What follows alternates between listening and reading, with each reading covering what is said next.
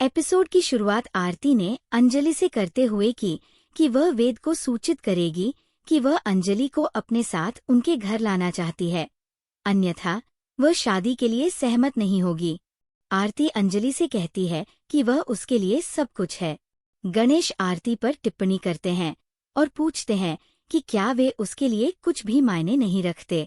आरती गणेश को जवाब देती है कि वह केवल उनके कारण जीवित है और एक भावुक टिप्पणी करती है। चंद्रमान काव्या से कहता है कि वो गलत है, कह रही है कि अंजलि लकवाग्रस्त है। काव्या जोर देकर कहती है कि वो गलत नहीं है और कहती है कि उसने अंजलि को हरे रंग का टॉप और जीन्स पहने किसी से फोन पर बात करते देखा था। काव्या चंद्रमन से कहती है कि फर्क सिर्फ इतना था कि अंजलि ने चश्मा पहना था।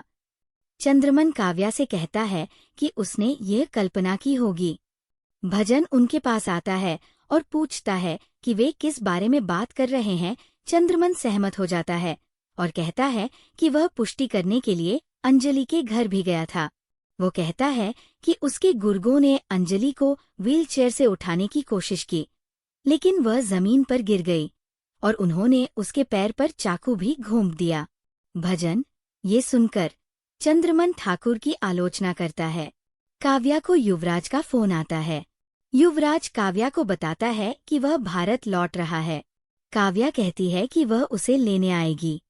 वह चंद्रमन को कुछ दिनों में युवराज के आने की सूचना देती है।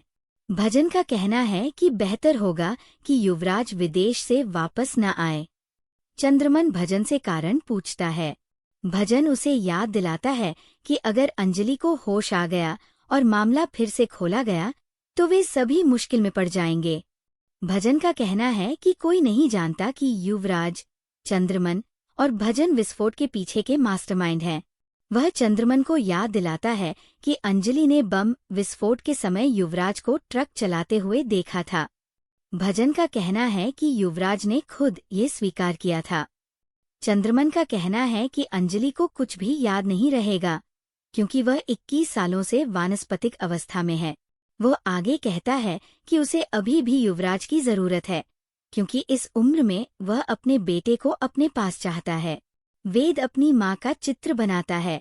उदय और प्रताप वेद से पूछते हैं कि क्या वह अपनी माँ की पेंटिंग बना रहा है। वेद चुप रहता है।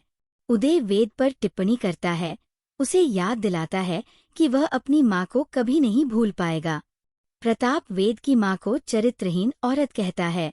वेद प्रताप का कॉलर पकड़ लेता है और उस पर भड़क उठता है।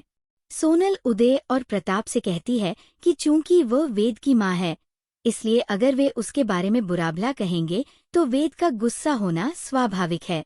बाद में उदय वेद को बताता है कि वे आरती को देखने दिल्ली जा रहे हैं और कहते हैं कि एक बार जब वो वेद से शादी कर लेगी तो वे उसे चंद्रमन के अड्डे पर भेज देंगे। वेद कहता है कि आरती कहीं नहीं जाएगी। वो उसे पसंद करता है और चाहता है कि वह उनके घर में बहू बनकर आए। आरती अंजलि को बताती है कि कैसे वेद ने उसे प्रपोज किया और कहती है कि वह इन दिनों केवल उसके बारे में ही सोच सकती है।